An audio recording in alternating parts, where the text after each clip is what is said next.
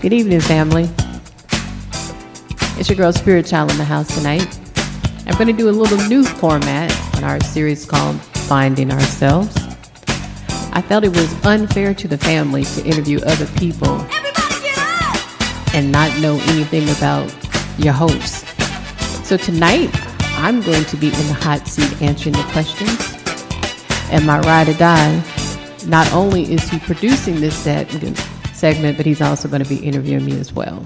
So let me introduce you, family, to Mr. Richie Rich. Hey, family, how you doing? So in our standard Finding Ourselves series, we ask this series of questions, and it's just a simple tabletop conversation. You may be familiar with the Forever Friends format and maybe even heard our Finding Ourselves series on speaker. But again, tonight, I'm going to take the opportunity to answer the questions that I've asked from my former guests, including Mr. Richie Rich. So whenever you are ready, sir. All right. Well, I'm ready. Well, glad to be interviewing you. Thank you for the opportunity. I see the questions, and I've heard it before. Very informative show and informative guest. So I think the family would definitely appreciate and do appreciate you sharing your story with them as well. So the first question is, as an interviewer, you get to interject a little bit. I would say the most important one. Who are you? Basically, what is your story? Ooh, that's loaded, so I'm going to try to be brief and stay on topic. I am Minetta Brooks, born Minetta Brooks, in a little town called Wichita, Kansas. And at this point in my life, I would like to say that I am a spirit child incarnated in this physical avatar called Minetta Brooks. Okay. And you do know, as the interviewer, you can ask some deeper questions. Well, I'm sticking to the format, but I understand the nature of your answer, and it's obviously you've given it some thought. Good. And the next question is, what was a time in your life when you felt you were less productive? Although to most people it looks like I'm always doing a lot of stuff, and as a consequence of that, probably over the last maybe year and a half, I've felt less productive. A culmination of a lot of events have happened over the last course of a few weeks, and it makes you sit down and do some self-introspect. For those of you who don't know, your girl Spirit Child is getting older. I don't claim old. Right. But I wanted to not come into another pivotal year as I approach a decade mark being the same me. So for as much as I have done in the last year and a half, I felt like I've been less productive because I've spent a whole lot of time redoing a whole lot of stuff. Okay. And then to follow up with that question, what is the single greatest accomplishment you have achieved? That's easy. The single greatest accomplishment that I have achieved is understanding and learning and appreciating, with all faults and flaws, who I am. I mean, I would say that is a great accomplishment. And there's nothing else that you want to add or need to add to that. I think it kind of says, there's nothing else that needs to be added to that. Okay. It is what it is. It is what it is. That's right. Okay. Where do you feel the need for change?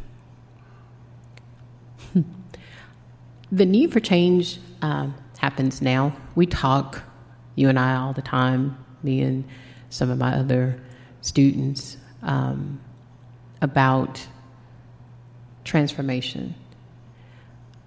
For those of y'all who don't know what I've been doing for the last, probably right at about, this is June, so probably about 6 months now, a little bit longer, maybe since October, I've been teaching yoga. And my business, if you will, is called Inner Beauty, a name so graciously provided to me by our interviewer and my ride or die, Mr. Richie Belcher. And it spoke. It spoke to me because yoga is a journey. And what I tell my students all the time, yoga will show you who you are and teach you who you are not.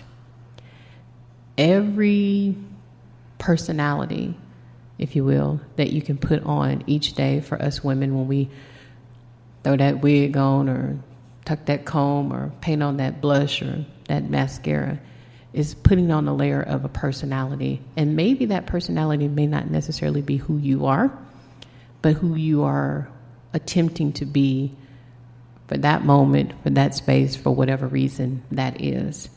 And it's not necessarily a bad thing, but as you put on layers, sometimes you can forget who you are, the authentic you.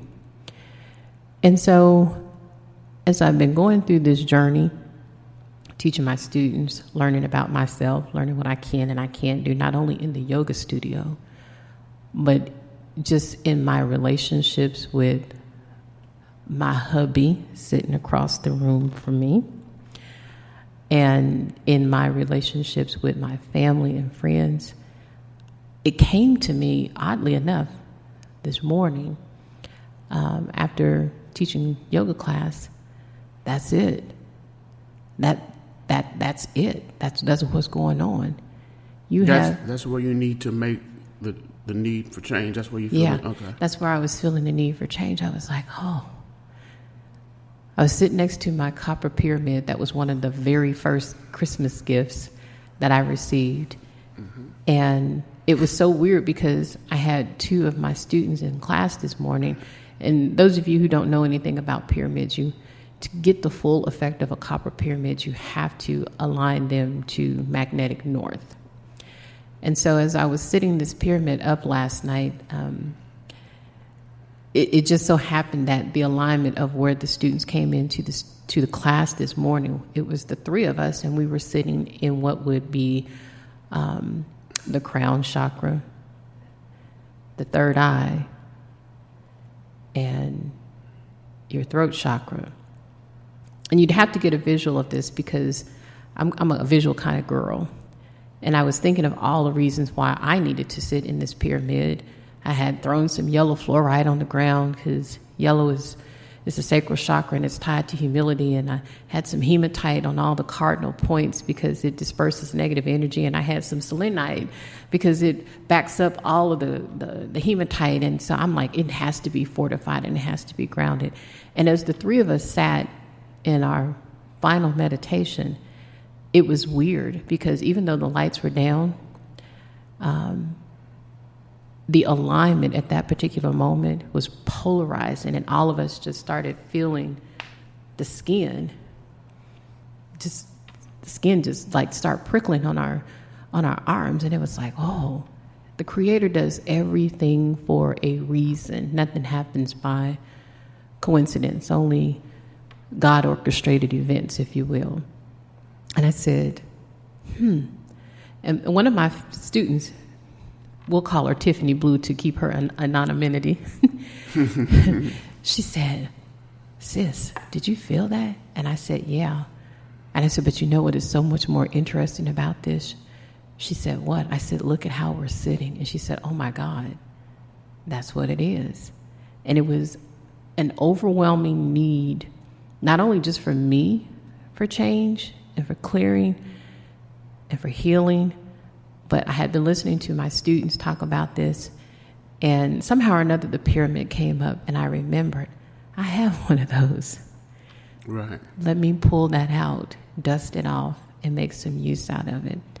And as I finished the yoga class this morning, and I was walking back to the back to take a shower, and I was sitting there, and we won't say on what chair I was sitting on, but in the hall bathroom, there's a circular window, and not too often does the sun come through that window just because of the way it's recessed on the house.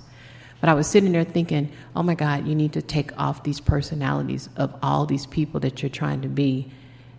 And at that particular moment, the sun came in, it shined over my right shoulder. And I said, okay, I hear you. We joke all the time about how things have to be quite profound and quite up in your face. And that's when I knew you cannot continue to go down the path that you're going down without there being some detrimental consequences. So now it's time for a change. Okay. So that kind of rolls right into the next question. Well, first, if you feel the need, well, you just said that you definitely feel and felt the need for a change. But the question is, why do you feel the need for you to make a change in your life? If I want to have one. Right. That would be first. Right. If I want to have one, and let me be more specific, if I want to have a fulfilling one, right, there has to be change, and you have to be okay with change. I think myself included. Let me just talk about me for a moment, because I talk and interview people all the time and have these conversations. But when you're the person behind the mic and the person behind the questions, you don't have to be who you are. Mm-hmm. But if you're going to be your most authentic you and place yourself in a position to teach and potentially impact someone else's lives, whether that's your significant other, your family, whoever it is, if you can't be your true you, then you're basically a hypocrite. That's very true. And I would also say you're probably not living to the potential of your true spirit. No, not at all. Interesting that you say spirit, because again, family, y'all just don't know how intertwined these two right here are. I actually received that name again from Richie Rich. Yes, you did. And if I may ask, if you would tell the family how that came to be. Y'all know I'm supposed to be the interviewee. Right, yeah. Well, I mean, family, obviously these type of shows, you have to have some sort of connection with self and an ability to even express such internal constructs and personal ideas. So I've been a person that's always what I'll call listen to my inner self, and generally people don't register with me in a certain way, and especially not immediately. What I'm basically saying is usually people come and people go into my sphere of awareness without much fanfare. Of course, this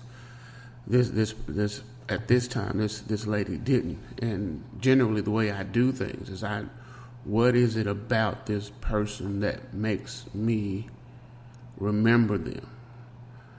And after I don't know how long it took, but wasn't long, in a matter of days, I would say, it was her spirit that I resonated with. Kind of sounds strange. Couldn't remember a lot of her physically, verbally, all those things, but I could remember the spirit. I can remember not only the spirit, but the connection and the profound affinity and attraction toward the spirit her spirit. And so